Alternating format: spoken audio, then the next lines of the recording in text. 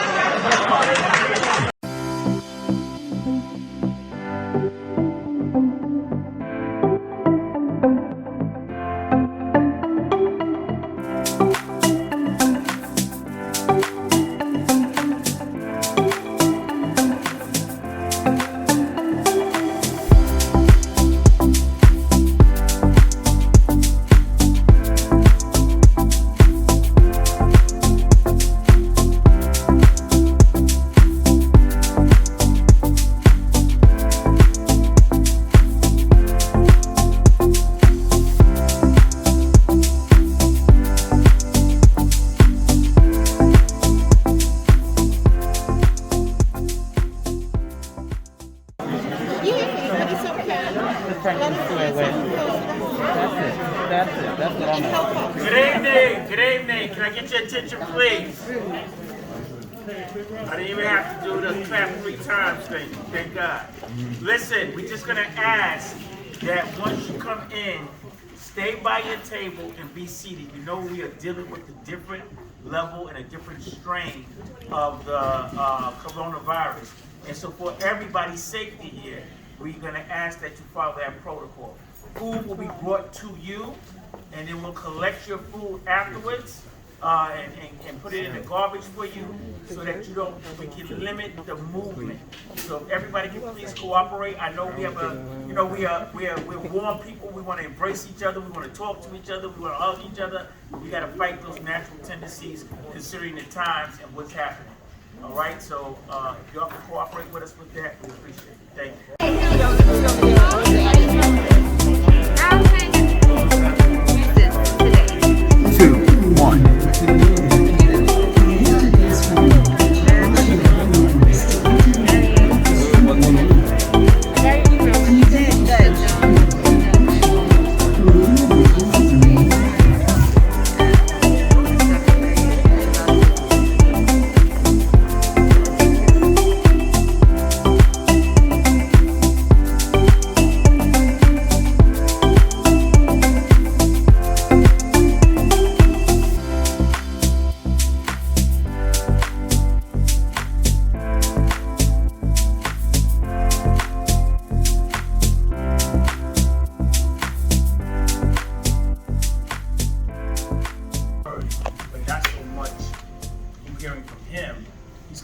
About hearing from you.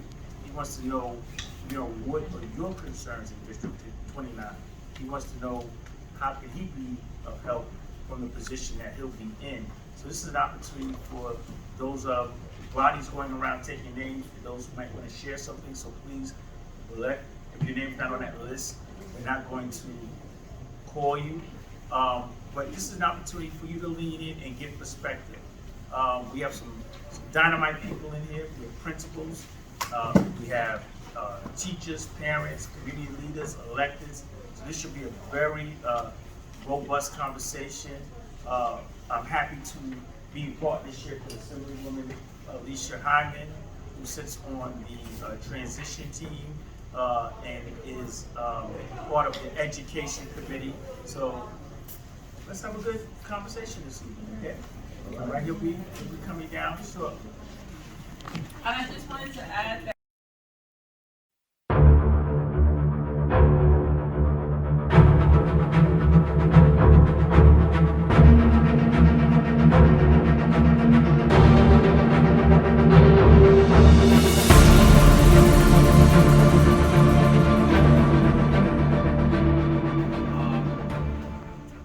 the other day when the announcement was made, Eric Adams announced me as the next school chancellor. I've known Eric probably over 30 years.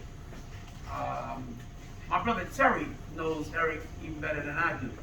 I mean, they go way, way back, and then my other brother, Philip.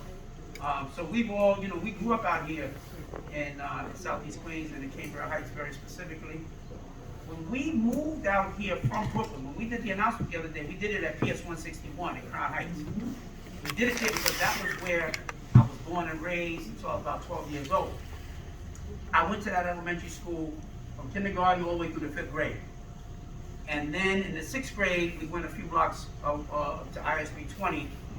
But by the time it was time for us to go to the 7th grade, that's when we moved out here.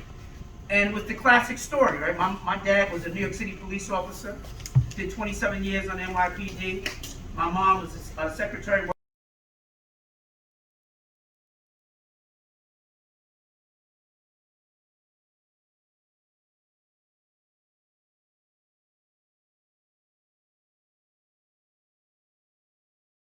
Working for the city and for the state, and you know they put their pennies, nickels, dimes together, and they bought a home.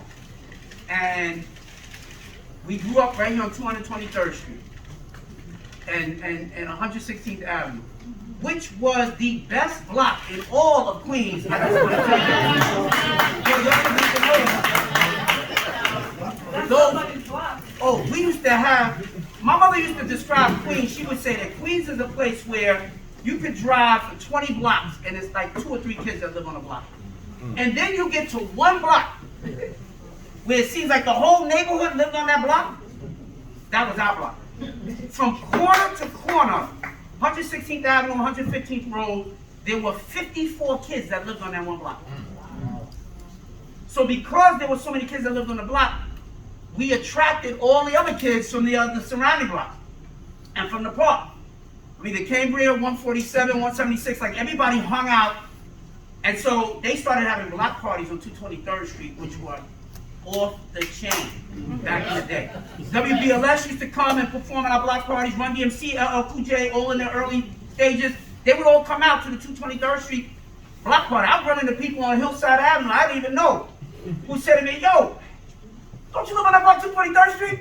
When is your block party going to be again? It became a very, very big deal growing up out here in Queens. And my brothers now, we all went to and graduated from Hillcrest High School.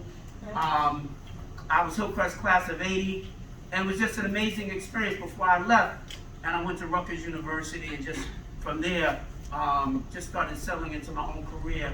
And so I look back here now, as I sit here right now, my mom and dad are at the house right around the corner. So this was our community. And so, and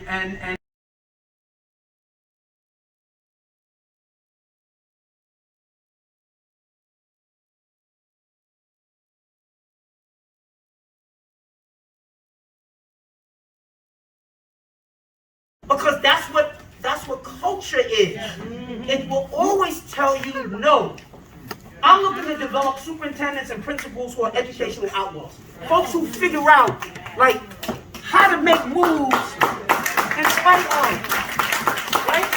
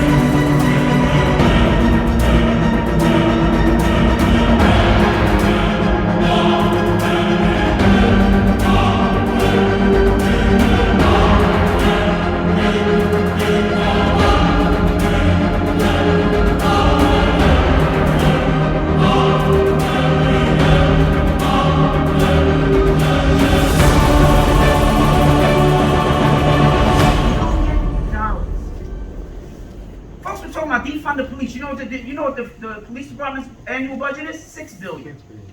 The DOE's $38 billion. It's not in comparison. The DOE is 6 times the size of the NYPD in terms of budget and dollars that are spent.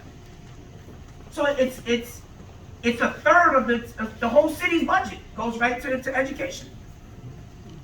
To me, it is a betrayal, and I've said it at the opening that 65% of black and brown kids never achieve proficiency. With $38 billion, everybody's supposed to achieve proficiency, at the very least. I mean, everybody should know how to read. And a system that spends this. Once in a lifetime, maybe twice, we are lucky to meet a truly dynamic person, whether it be of skills, charm, engaging, intelligence, or simply a combination of all. Nevertheless, the energy in this room tonight, if the walls could speak, one could argue that the walls would have a story to tell that would rival the great William Shakespeare himself. The assembly of these distinguished community stakeholders truly believe that they have finally been blessed with a dynamic leader, David Banks, who will right the failing New York City public school system. From what my eyes have witnessed here on this night, orchestrated by Dr. Shango Blake, I have no reason to believe otherwise. If nothing else, this leader is dynamic. If not now, That's what I mean. I'm talking about turning on the table. There's going to have to be transformative change at the Department of Education. Otherwise, there was no reason for me to come there. I'm not a young guy who's just looking for my next step in my career. I'm going to be 60 years old in January. I've done a full career at the DOE. I was good. I'm coming here to try to make life better for our projects. And the challenges are monumental.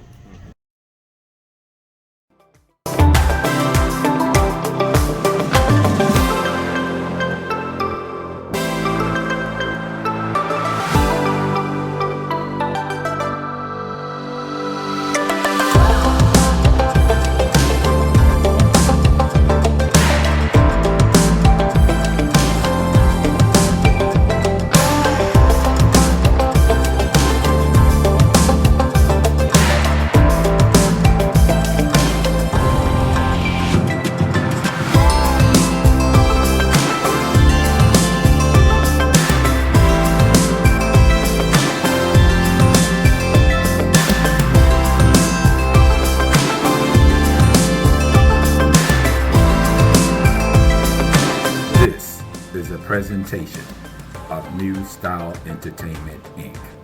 Thank you for watching.